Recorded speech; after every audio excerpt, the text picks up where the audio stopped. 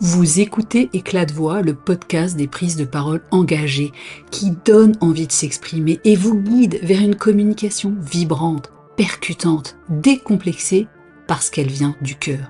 Je suis Anne-Claire Delval, ancienne journaliste, modératrice, facilitatrice de cette prise de parole engagée. Et à ce micro, je vous donne de l'impulsion, des pistes, de la matière à réflexion, méditation, voire à réaction. En tous les cas, je piétine allègrement les idées reçues et certaines injonctions exaspérantes pour qu'à votre tour, vous osiez rayonner, porter haut et fort vos convictions, vos projets, vos entreprises. Dire plutôt que taire.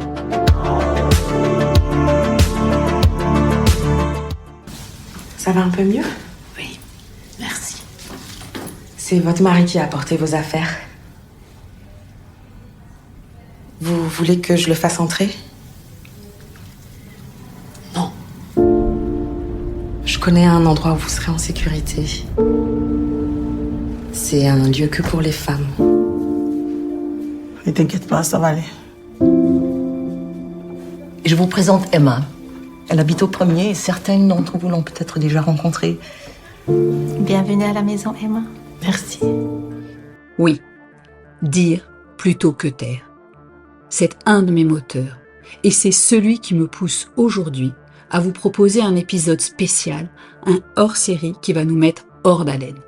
Car oui, nous sommes en novembre et c'est le mois choisi par les Nations Unies pour la campagne Oranger le monde qui vise à alerter l'opinion publique sur l'urgence de la crise mondiale liée à la violence basée sur le genre, notamment envers les femmes.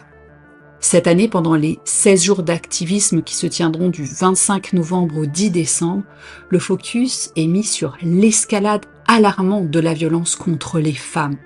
Toutes les 10 minutes, une femme est tuée intentionnellement par son partenaire ou un membre de sa famille. D'ici la fin de cet épisode, 2 perdront la vie. Or, sans mettre fin à la violence contre les femmes et les filles, le monde ne peut pas atteindre les objectifs de développement durable. Cette violence demeure un obstacle majeur à l'égalité des sexes, qui était un engagement pris lors de la 4e conférence mondiale sur les femmes avec l'adoption de la déclaration et du programme d'action de Beijing en 1995, il y a bientôt 30 ans. Alors je suis moi-même très sensible parce que concernée par ces questions de violence faites aux femmes et je m'engage. Je m'engage parce que savoir qu'une femme sur 3 dans le monde est aujourd'hui un jour victime dans sa vie de violence me révolte. Et cette violence n'est pas faite que de coups. Il se trouve que mercredi 13 novembre, j'ai eu la grande chance de modérer la discussion qui a suivi la projection spéciale du film luxembourgeois Hors d'haleine en prélude à ces Orange Days. Cette soirée avait été organisée avec The Network, dont je fais partie, et qui est l'une des plus anciennes organisations anglophones et multiculturelles qui promeut le développement et l'avancement professionnel des femmes au Luxembourg, en collaboration avec le Luxembourg Ladies Ambassador Club et LILA, Ladies in Law Luxembourg Association, ainsi que l'association La Voix des Survivantes. Donc Hors d'haleine, c'est vraiment un film poignant, qui a été réalisé par Eric Lamen et coécrit par Eric et sa femme Raylene Lee. Il retrace l'arrivée d'Emma, forcée de quitter sa vie bien rangée auprès d'un architecte pour intégrer en pleine nuit un refuge pour femmes en détresse.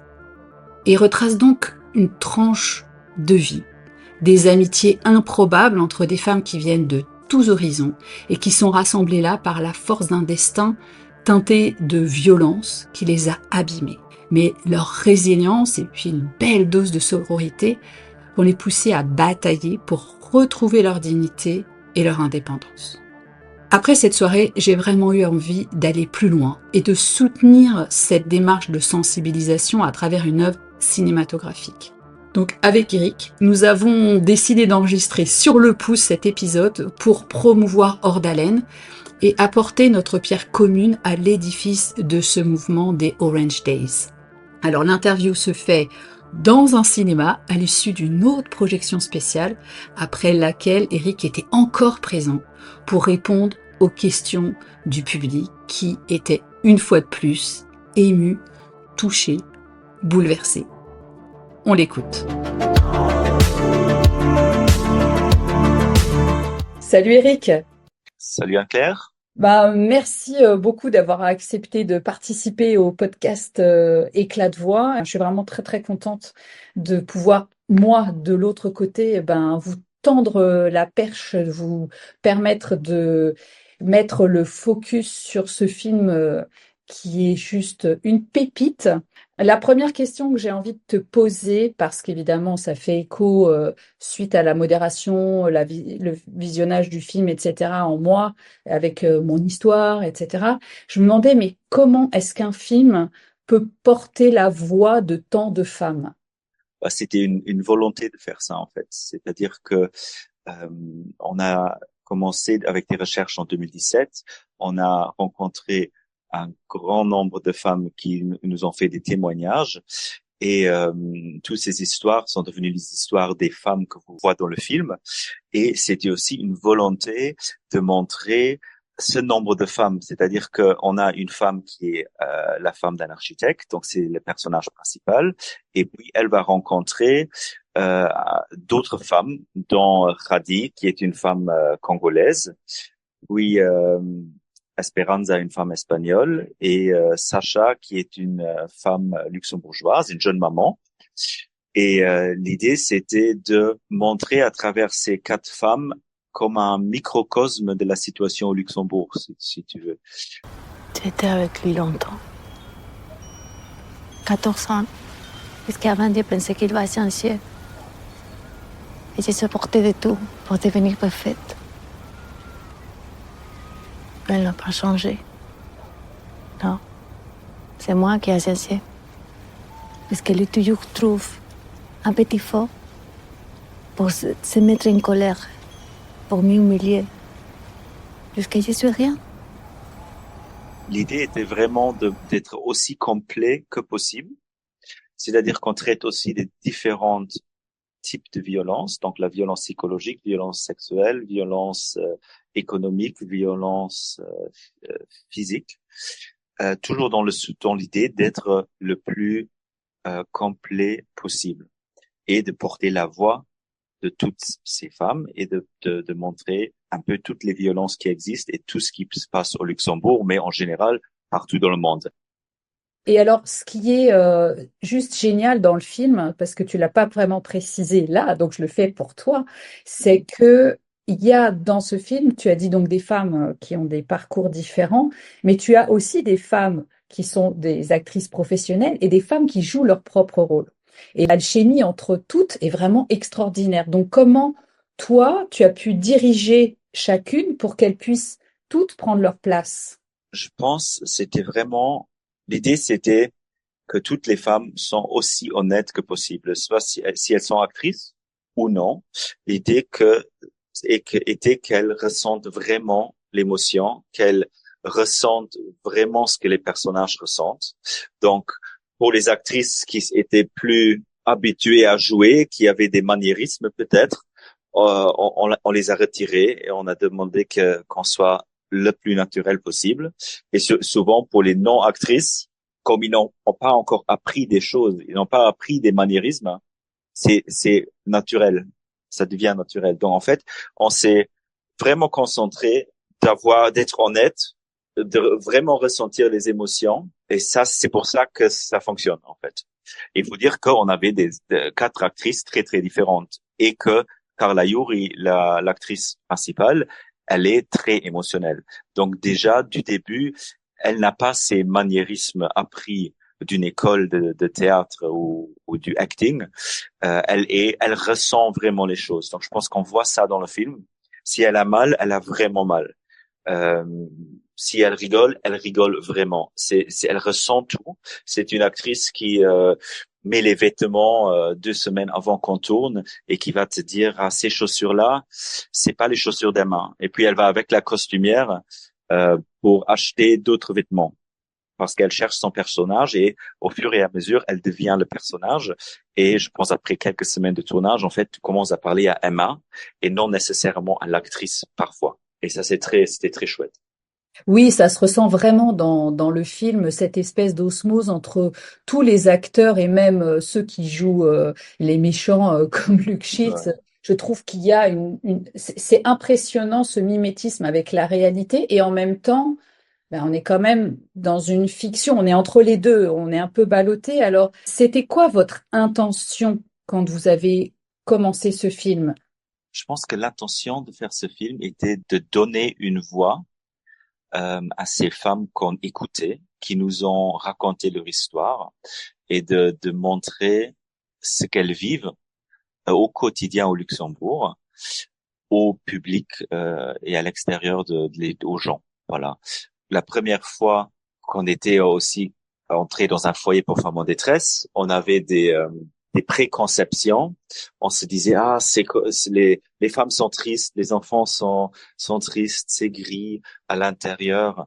Et quand on est rentré, c'était tout à fait autre chose. C'était comme une famille reconstituée où les femmes étaient s'entraider, se donner de l'espoir, s'écouter.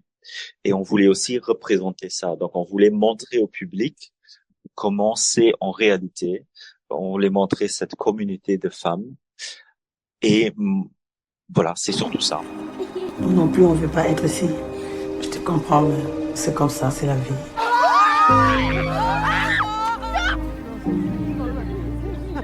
C'est vraiment réussi. Il y a vraiment cet esprit de sororité, pour employer un mot très moderne et à la mode, mais qui est présent parce qu'on sent que parfois il y en a une qui chute, d'autres qui la rattrapent.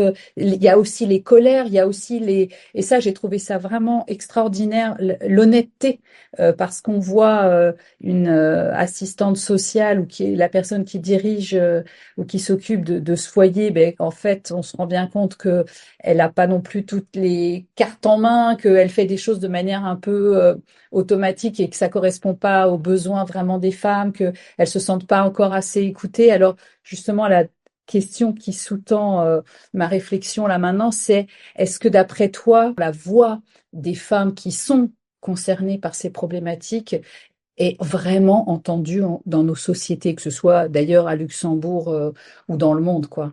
Je pense que, disons, au Luxembourg, juste pour rebondir un peu sur cette idée du foyer, je pense vraiment, après toutes mes recherches et toutes les associations avec lesquelles j'ai travaillé pendant mes recherches, il faut dire que les foyers font vraiment un très bon travail pour aussi aider la femme psychologiquement, pour l'aider à trouver ses repères et reconstruire sa vie. Donc, je dirais que les assistantes sociales écoutent, les gens qui travaillent dans le milieu écoutent et les gens qui sont intéressés par le sujet ou qui voient qu'il y a un problème sont intéressés. Mais je dirais que en tant que société, c'est pas encore vraiment dans la conscience du public. Parce que si je donne un chiffre très choquant pour moi, c'est que 3 fois par jour au Luxembourg, il y a une intervention de la police pour des raisons de violence domestique. Et je trouve ça très grave. Je trouve ce chiffre énorme. Mais personne en parle vraiment. C'est juste une statistique. Et je trouve que c'est pour une situation si grave, on devrait faire plus de formations. Il faudrait faire des formations dans les écoles pour apprendre aux jeunes ce que c'est la violence domestique, où ça commence, pour aussi avoir cette discussion avec eux, pour que dans 20 ans, une fille qui est à l'école n'est pas dans un foyer. Il faut commencer avec l'éducation, il faut plus sensibiliser et il faut un intérêt, je pense, aussi de la politique pour vraiment mettre le doigt dessus et faire des formations dans des écoles, faire des formations partout afin que les gens soient sensibilisés. Qu'est-ce qui s'est passé hier soir? C'était pas lui. C'était qui alors? Je suis tombée dans les escaliers, je peux faire attention. On vit là en ce moment, donc on est dans le mois de novembre, qui est le fameux mois de l'Orange Week, Oranger le monde, qui est lancé depuis des années par les Nations Unies pour des manifestations pour dénoncer et puis sensibiliser à toutes ces violences faites aux femmes. En France, on vit en ce moment ce procès incroyable, qui paraît tellement surréaliste, de cette femme qui a été violée par X personnes, droguée, etc. Je me dis, est-ce qu'on n'est pas à un tournant quand même? Est-ce qu'on se dirige pas vers un peu plus de conscience? Et est-ce que un film comme celui que tu viens de réaliser, justement, ne va pas contribuer à cette éducation que tu appelles? J'espère, je l'espère vraiment, mais une partie de moi veut, tu vois, je pensais que tout allait mieux il y a 4 ans en Amérique et maintenant 4 ans après, ils votent à nouveau pour Trump. Donc ça c'est mon côté pessimiste qui me dit une bataille qui se termine jamais. J'ai aussi tendance à dire que le film qu'on vient de faire, il était important, il a été important il y a 10 ans et j'ai peur qu'il sera important dans 10 ans encore parce que c'est un processus qui va prendre beaucoup de temps pour faire ces changements. Je pense quand même que ce qu'on a fait, c'est un film qui touche les gens. Voilà, la sortie du film était il y a quelques jours, le 13 novembre, et depuis, on a fait beaucoup de séances spéciales avec un public. Et nous, Lynn et moi, on a eu des nombreuses rencontres où déjà les gens sont venus vers nous pour nous dire merci pour faire ce film parce que ils ou elles ont vécu ça, surtout elles ont vécu ça. Mais de l'autre côté aussi, et beaucoup d'hommes qui sont venus en nous disant que on savait pas que c'est comme ça. On savait pas que c'est la violence psychologique parfois aussi. Donc je pense que ce que le film voulait toujours, et je pense qu'il le fait, c'est de montrer ce que c'est la vie d'une femme dans une telle situation et de créer une certaine empathie pour elle ou les différentes femmes dans cette situation afin qu'elles ne sont plus jugées, on va dire. Ce sont pas les autres, mais ils deviennent une partie on les connaît. Si on voit le film, on les connaît. Elles deviennent comme des amies et ça arrive à eux, mais on est très proche d'eux. Donc, ça nous crée une émotion et j'espère que ça change quelque chose. Mais j'en suis certain que ça fait quelque chose très petit, peu à peu, mais le plus de gens voient le film, le plus de gens seront sensibilisés, le plus de gens comprennent ce que c'est la violence domestique, et j'espère que ça contribue à améliorer les choses. Oui, alors moi je dis pas j'espère, je dis je suis sûre parce que j'ai vu le film et que effectivement il a cette grande capacité à montrer différentes formes de violence et auxquelles les gens sont pas toujours sensibilisés et se rendent pas compte de ce que c'est. Donc vraiment merci pour cette pépite. Vraiment ce film est une pépite et va vraiment j'imagine ouvrir plein de possibilités de dialogue, d'échange et aller au-delà d'être vu. Et en tout cas, ce qu'on peut enfin souligner quand même de très important, c'est que c'est un film de couple. Vous êtes deux à l'avoir. Alors c'est toi qui l'as réalisé, mais vous étiez avec Lynn tous les deux à avoir coécrit ça. Et c'est génial que vous soyez un homme et une femme et un couple en vrai pour avoir fait ce film. Oui, et ça c'est très important parce que c'est aussi donc Lynn elle a coécrit, mais on l'a fait ensemble depuis le début et c'est elle qui a fait la caméra. Donc c'est son œil, c'est sa sensibilité, c'est ses choix de l'angle, de la lumière qui crée une vraie émotion et qui nous rapproche des femmes. Donc c'est pour ça je pense que les personnes ressentent souvent ou toujours un point de vue féminin, parce que c'est un point de vue féminin, parce que c'est elle qui le voit, qui voit le film, qui fait l'image, en fait. Super, Voilà. les deux, le yin-yang en fait. C'est ça. Bravo. Est-ce que tu as envie d'ajouter quelque chose pour terminer? Je pense que non, rien à rajouter. Très bien. Ah ben, on peut quand même ajouter le fait que les gens aillent voir le film. Oui, ça on peut, bien sûr. Alors ça on peut rajouter. Bien sûr, ce serait très génial pour nous si les gens vont voir le film. Il est dans les salles maintenant, donc on peut le voir dans toutes les salles du pays.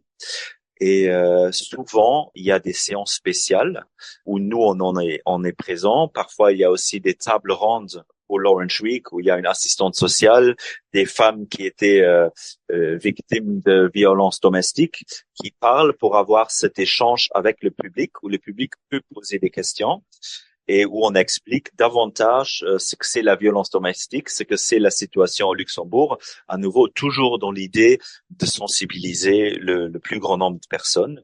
Et je pense que voilà, c'est un film touchant. Et tous ceux qui veulent savoir un peu plus sur cette situation au Luxembourg ou qui veulent voir un film touchant sur le sujet, moi je serais content qu'ils iraient voir le film. Et bah moi aussi. Je te remercie beaucoup, Eric.